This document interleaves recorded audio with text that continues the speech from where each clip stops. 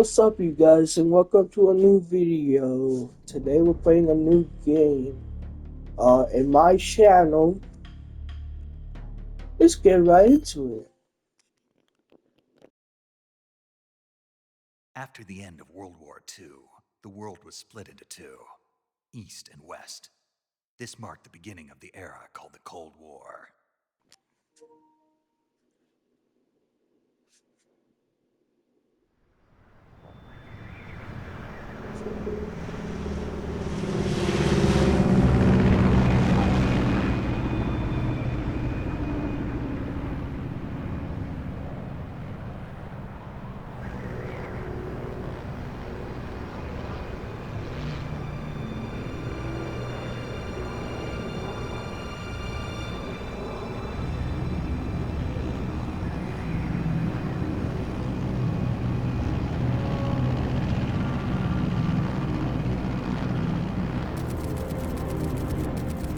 Flying over Pakistan, altitude 30,000 feet. Approaching Soviet airspace. 20 minutes to drop off. Commencing internal depressurization. Equipment check. Arm main parachute. All right. You ready to go? Drop zone still showing a high pressure mass. Cav okay. Good. We've got high visibility.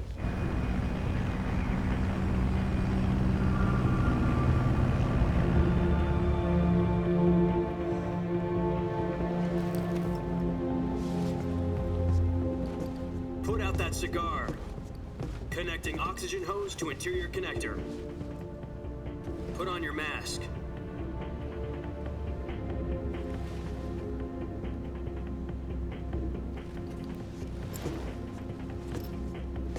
Does this panty waste know what he's doing? Approaching release point. 10 minutes to drop off. Hey, are you deaf? He said put out the cigar and put on your mask.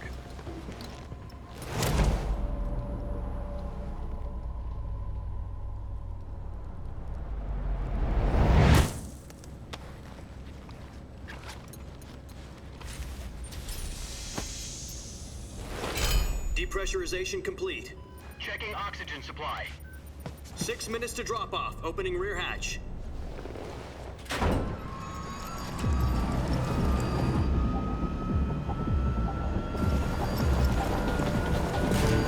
Sunrise.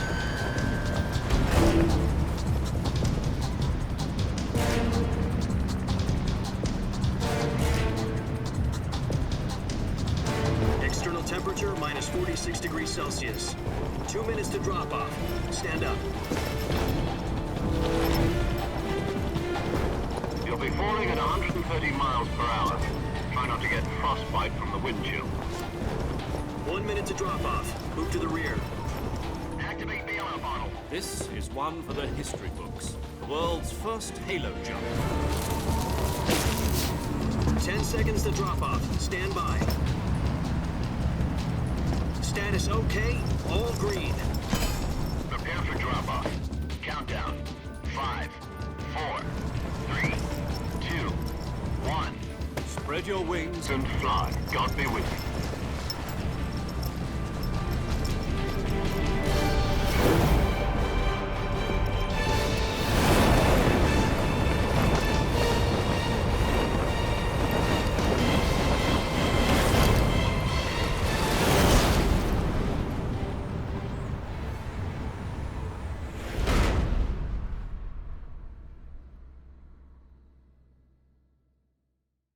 Jack, I've got some important news. The head of the CIA has finally given us the green light for the virtuous mission. Virtual mission? No, the virtuous mission. The future of our Fox unit depends on it. If it succeeds, we'll be officially organized into a unit. Virtuous mission? Sounds like some kind of initiation ritual. You know, don't get cocky. This isn't a training op. Right. So what exactly is this wonderful mission? Well, about 2 years ago, a certain Soviet scientist requested asylum in the West through one of our moles. His name is Nikolai Stepanovich Sokolov. He's head of the OKB 754 Design Bureau, one of the Soviets' top-secret weapon research facilities, and the East's foremost expert on weapons development. Sokolov, isn't he that famous rocket scientist? The very same. On April the 12th, 1961, the Soviets achieved the first manned spaceflight in history. The Earth was blue, but there was no God. Well spoken. The rocket that carried Yuri Gagarin to orbit was the A-1, known as the Vostok rocket. Sokolov is said to be the man most responsible for the multi-engine cluster used in that rocket. After Gagarin's flight, Sokolov left rocket development to become the head of the newly established Design Bureau. From a lowly technician to head of a design bureau, that's quite a success story, so why'd he want to defect? It seems he'd become afraid of his own creations. Afraid?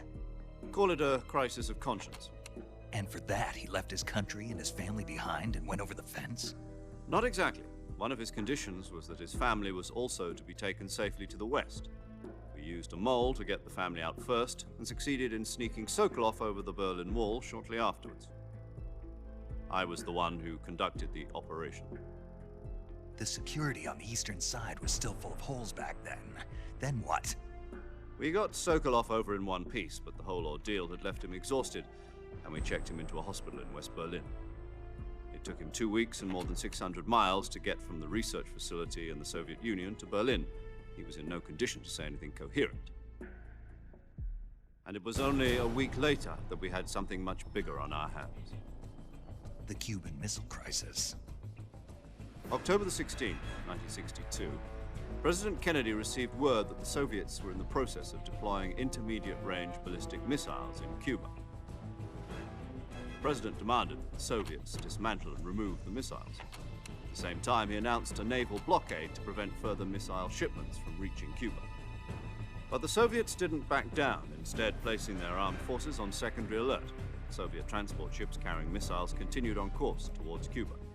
US and Soviet forces went on alert for an all-out nuclear war. Frantic negotiations were conducted through the UN's Emergency Security Council and unofficial channels to end the hair-trigger standoff. Finally, on October the 28th, the Soviet Union agreed to remove its missiles from Cuba, and so the world avoided a nuclear holocaust. But in order to get the Soviets to pull their missiles out, we had to make a deal. You mean the one where the US agreed to remove its IRBMs from Turkey? No. The Jupiter IRBMs deployed in Turkey were obsolete, and we were going to get rid of them anyway. They had no strategic value whatsoever to either the US or the Russians. The Turkey deal was a ruse, a cover story that was fed to the other intelligence agencies around the world. So what did the Russians really want? Sokolov. They wanted us to return Sokolov. You mean the Soviets pulled out of Cuba just to get their hands on Sokolov? That's right. What the hell was he working on? At the time, we had no idea. We were running out of time. It was either give up Sokolov or risk full-scale nuclear war. In the end, we had no choice. President Kennedy gave in to Khrushchev's demand.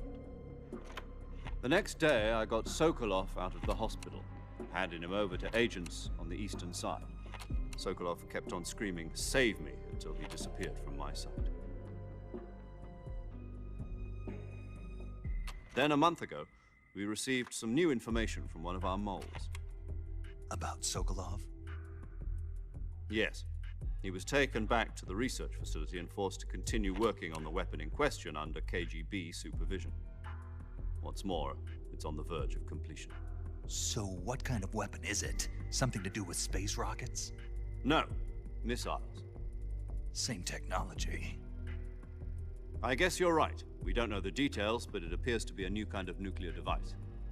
For half a year now, the Soviets have been conducting frequent nuclear tests at Semipalatinsk. Something to do with the weapon, I assume. We're talking about a secret weapon so big that Khrushchev was ready to pull out of Cuba to get it back. Is Sokolov still in the facility? No. According to our intelligence, he's in Selinoyarsk, a place in the mountains about 3 miles to the west that's known as the Virgin Cliffs. The Virgin Cliffs. Nice name for a virtuous mission. They moved him there just recently. Why? Apparently, they're conducting a field test of the weapon but it's our best chance to get him back. This mission would never have been possible if he was still in the research facility. This is our last chance. Sokolov must have known that too when he contacted us.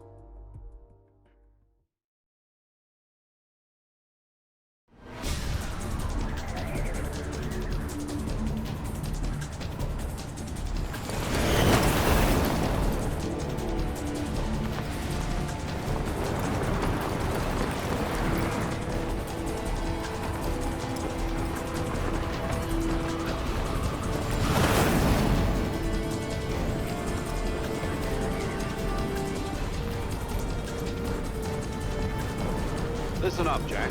Your mission is to infiltrate Selino Yask in the Soviet mountains, ensure the safety of Sokolov, and bring him back to the West.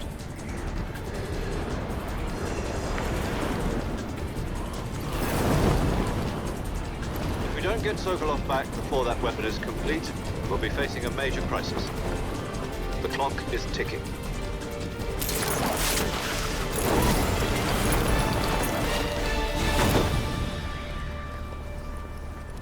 Once we've confirmed the rescue of Sokolov, stand by at the recovery point. A recovery balloon will be dropped at that point. Helium will be pumped into the balloon to inflate it. The process takes about 20 minutes. Once it's complete, the gunship's arm will latch onto the balloon and pull it up. The Fulton surface-to-air recovery system. I'm familiar with the theory. Take it easy. It's been combat proven. Do you think Sokolov is up to it? The shock will be less than during a parachute jump, and the arm can handle up to 500 pounds. So you're planning on going over the border in a single combat Talon? She's equipped with two 6-barrel 20mm Vulcan cannons, as well as two 40mm machine guns. Sounds like she could hold her own against a battalion of tanks. Even with the fuel in the reserve tank, we're facing a 4-hour time limit. If all goes well, it shouldn't take more than a few hours. Home in time for dinner. But if anything goes wrong, You'll be eating dinner, breakfast, and all the rest of your meals in the jungle.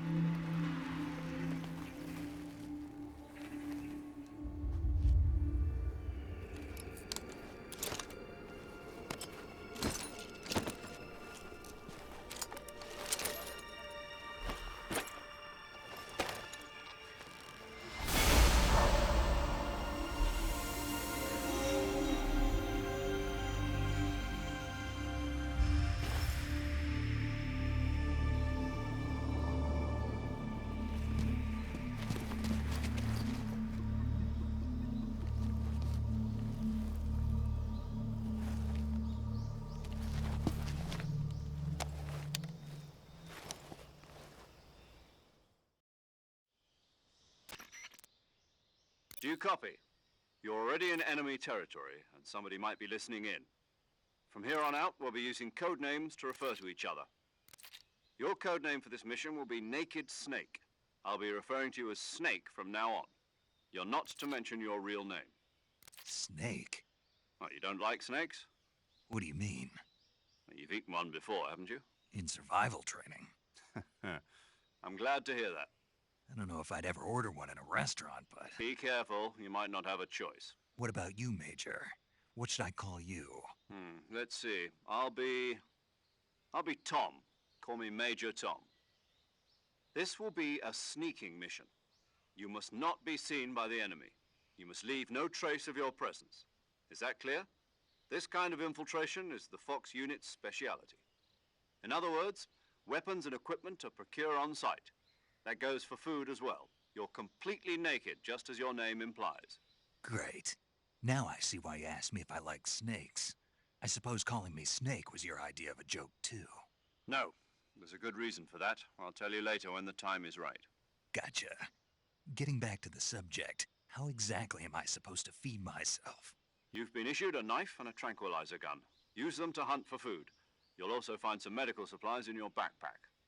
Yeah, about the backpack. I lost it in a tree on the way down. I see. Well, you'd better go back and get it then. You know where it is? No problem. I can see it from here. It's stuck on a branch. To climb a tree, stand in front of a tree that's covered in ivy and press the action button. I'll be monitoring your progress over the radio. We can't risk violating Soviet airspace, but I'll be in the gunship. My frequency is 140.85. I'll give you a call if I need to talk to you. If you need to talk to me, use the send function. Okay, Snake, go get your backpack.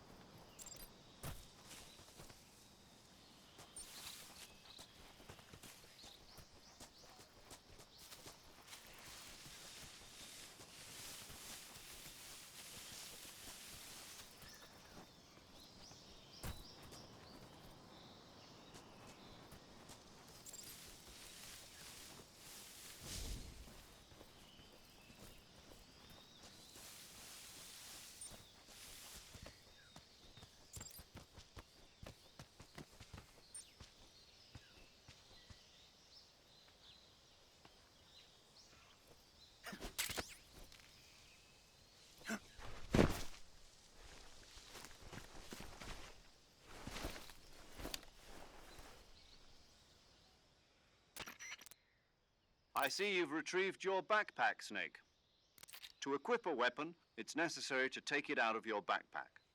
In the survival viewer, choose Weapon from the backpack. Your available weapons will be displayed in a list on the screen. From that list, choose the weapon you want to equip and press the Enter button. For other equipped items, just do the same thing from Item. Got it. Use the survival viewer backpack. Yep, that's right. Survival is fundamental to this mission. After you've been out in the field for a while, your stamina will start to drop. If your stamina gets too low, it'll affect your performance. You won't be able to shoot accurately, for example, and your wounds won't heal as smoothly. Keep an eye on your stamina so you don't run out. To recover lost stamina, you can hunt for local flora and fauna. You can use either your tranquilizer gun or your knife to hunt. My only weapon is a Mark 22 Hush Puppy tranquilizer gun? That's right. It's been fitted with its own suppressor. However, the suppressor will deteriorate every time you fire. Once its durability reaches zero, the noise suppression effect will be gone. So don't get too trigger-happy with it. The suppressor's durability is shown in the icon. Any weapons and equipment beyond what you're carrying now, you'll have to find as you go. I have to find my own weapons and equipment? Whose crazy idea was this, anyway? Solo covert actions are standard Fox operating procedure. You can't leave any traces of your presence.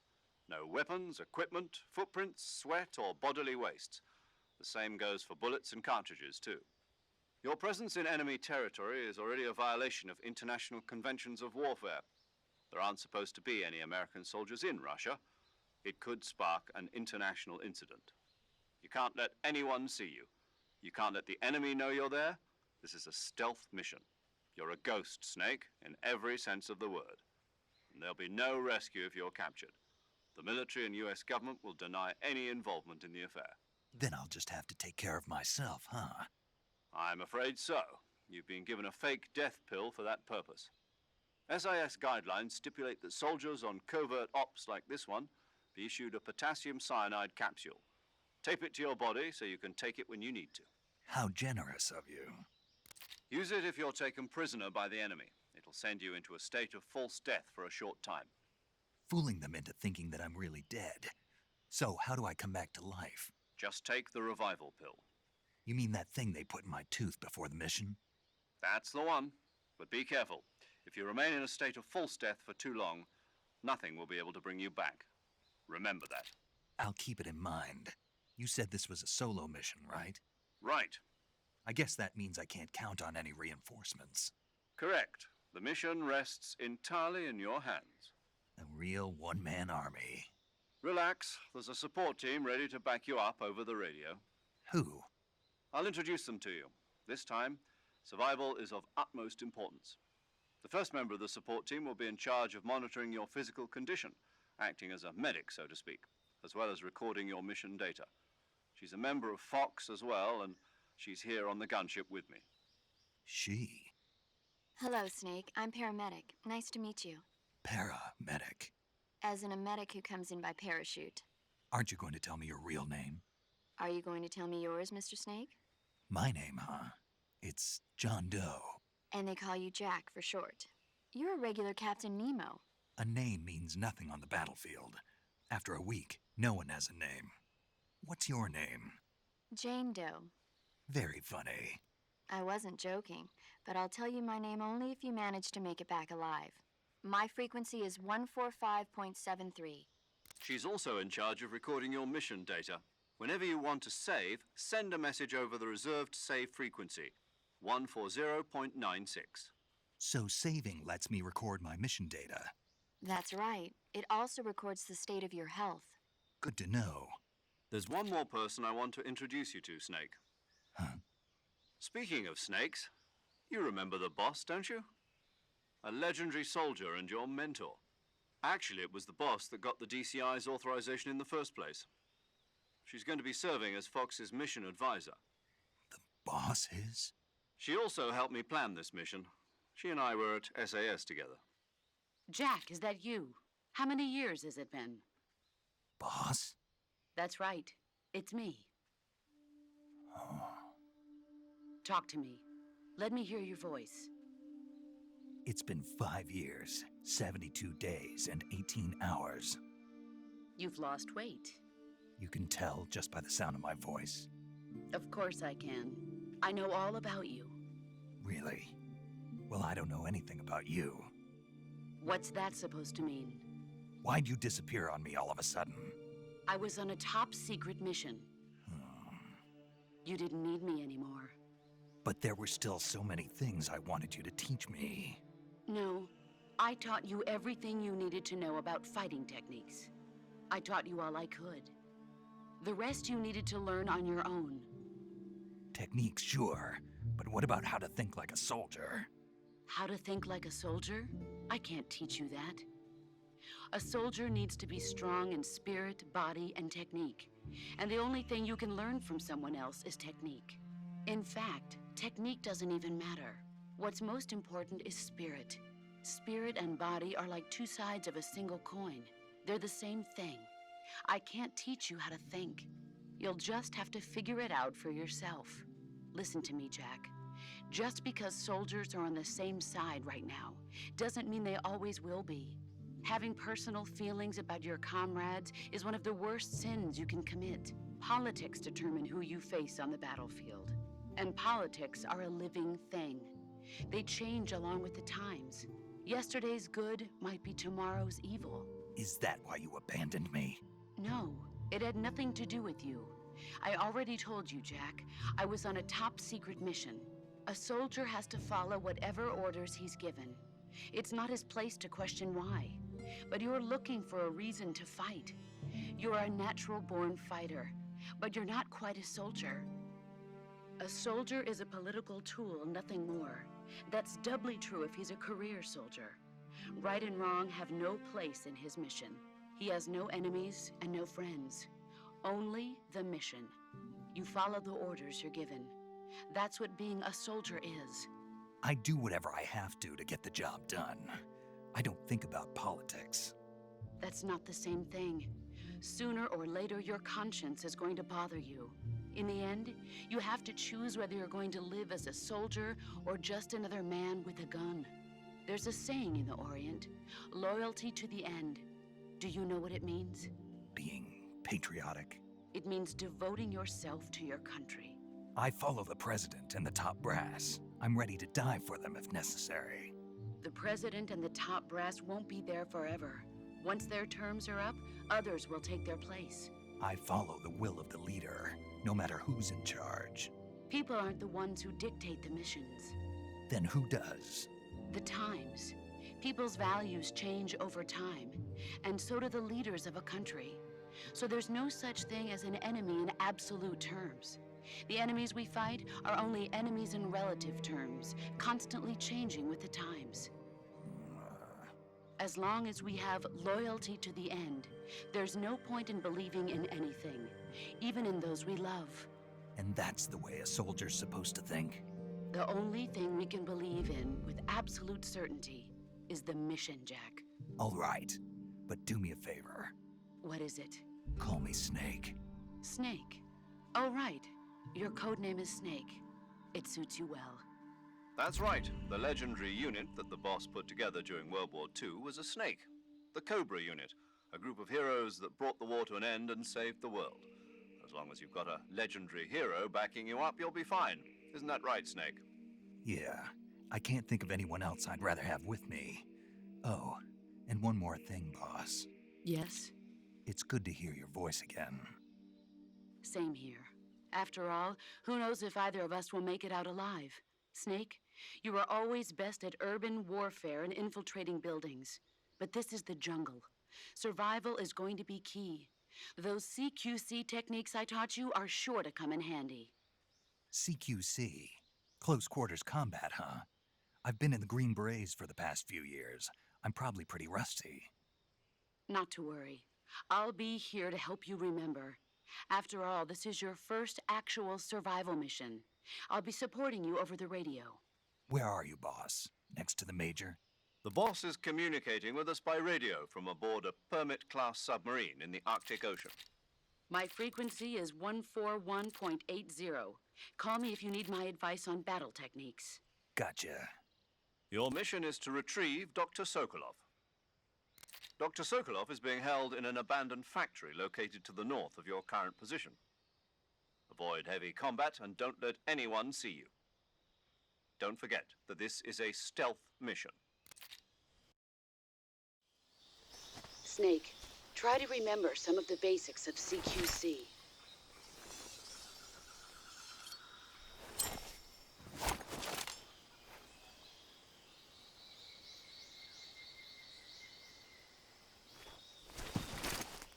Commencing virtuous mission now.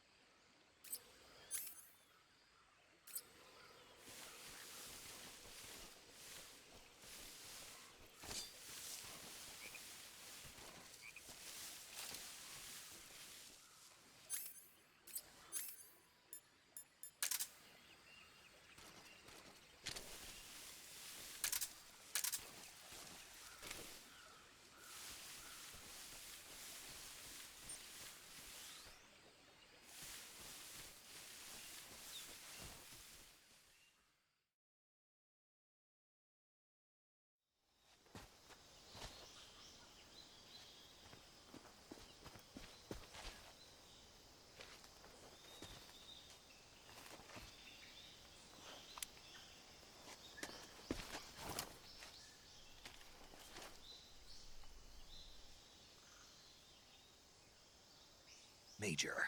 I've spotted 2 enemy soldiers. They're probably KGB troops sent to guard Sokolov. AK-47s and grenades.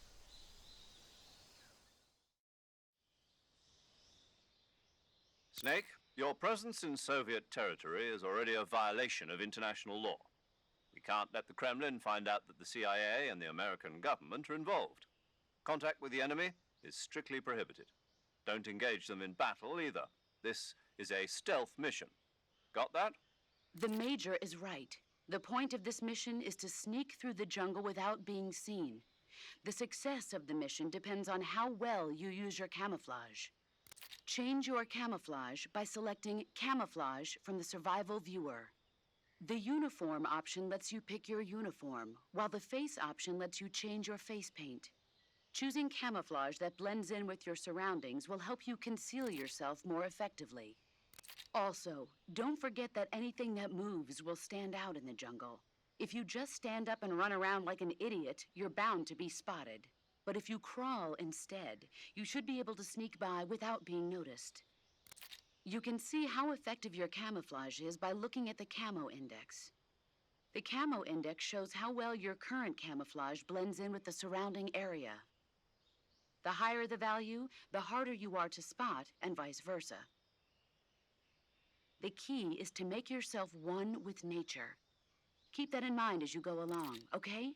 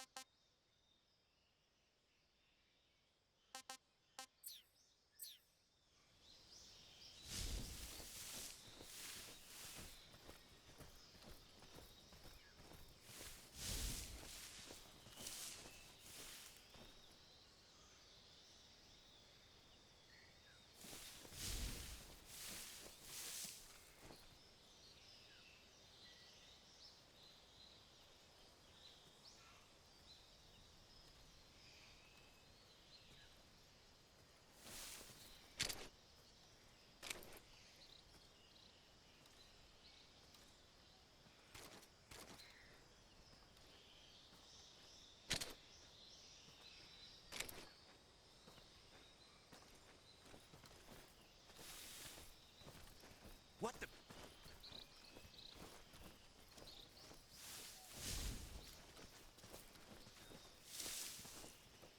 I'm just seeing things.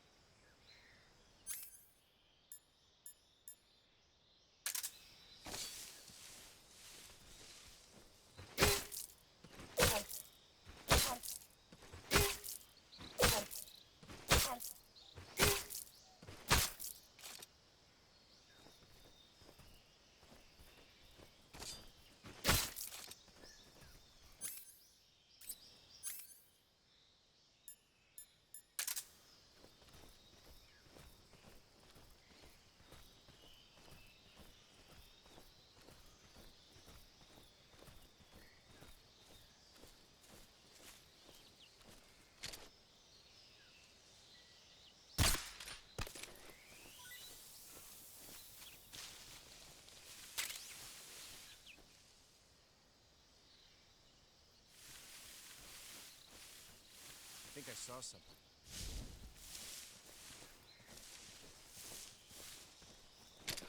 Huh. Guess I'm seeing things.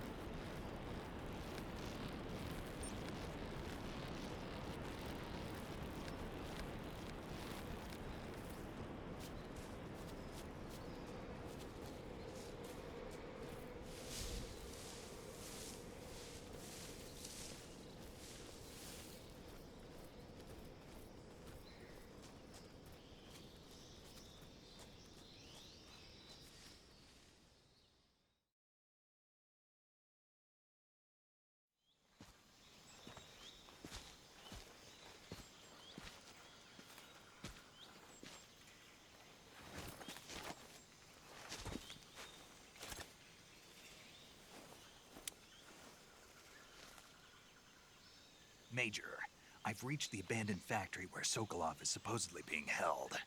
This place is a dump.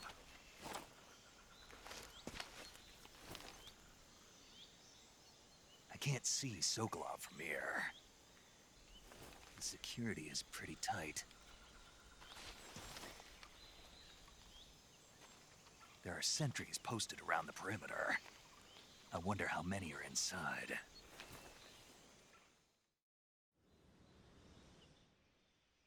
Your objective, Sokolov, is inside the factory. They should be holding him in a room in the northeast section. Northeast section.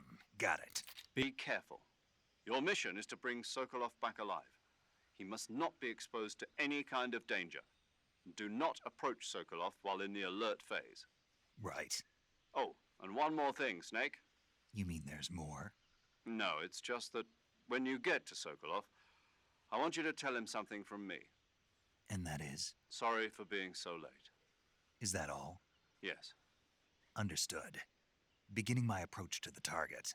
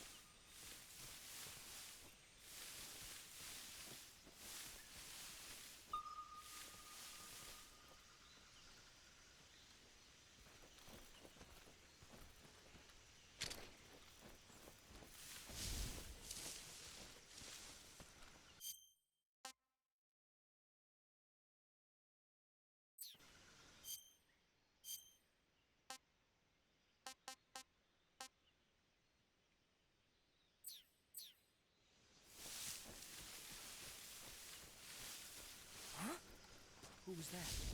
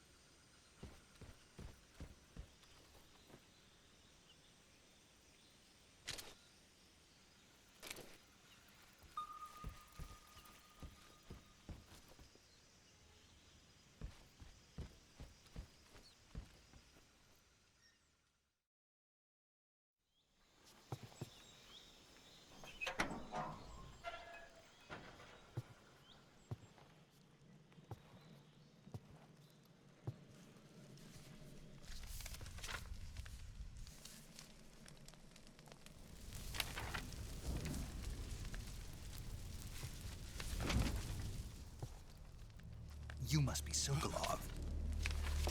Are you one of Volgin's men? You'll never get it from me. No. I'm a CIA agent. I've come to escort you back to the other side of the Iron Curtain. You're CIA? Yeah. I was sent by Major Zero, the man who got you out 2 years ago. Zero? I have a message from him. What is it? He said to tell you sorry for being so late. Did he now? What does it mean? It means he's a man of his word. But we've got no time for this. You have to get me out of here before they arrive. Who's they? Colonel Volgin of GRU. You in the West know him as Thunderbolt.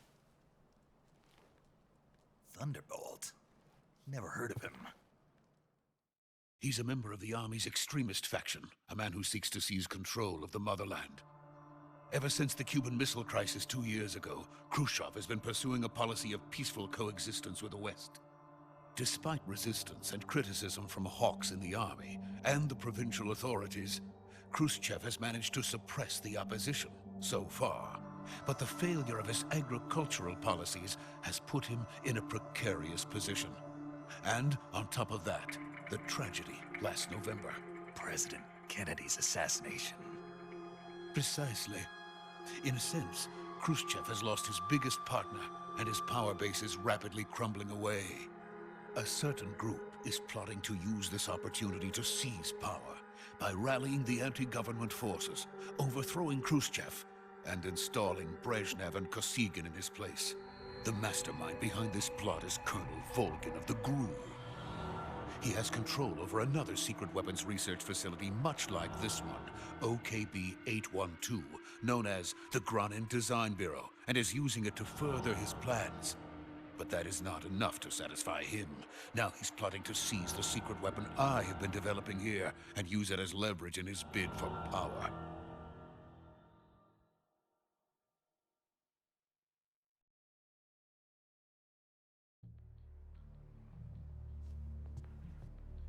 The intelligence says that they are going to make their move during the test. Then, the soldiers outside. Exactly. They wouldn't need that many men just to keep me inside. Their orders were to prevent Colonel Volgin from capturing me.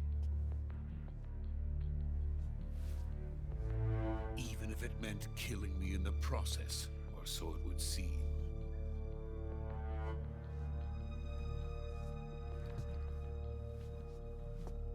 Volgin will come. I'm sure of it. You must get me out of here before then. Leave it to me. By the way, your Russian is superb. Where did you learn to speak it?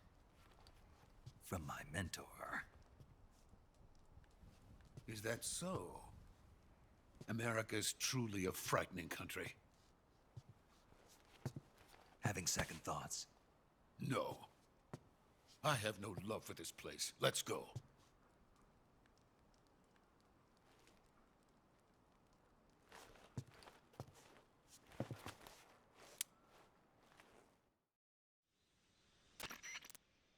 Major, this is Snake. Sokolov is safe with me. He's doing fine. No injuries. Good work, Snake. Now hurry up and get Sokolov to the recovery point. We'll rendezvous with you there. Roger. What about the sentries? I had to kill them. There was no other way. But no one will know we were involved. I see. What about the boss? We lost contact with the boss some time ago. What happened? It's probably just a weak signal. Just hurry and get Sokolov out of there.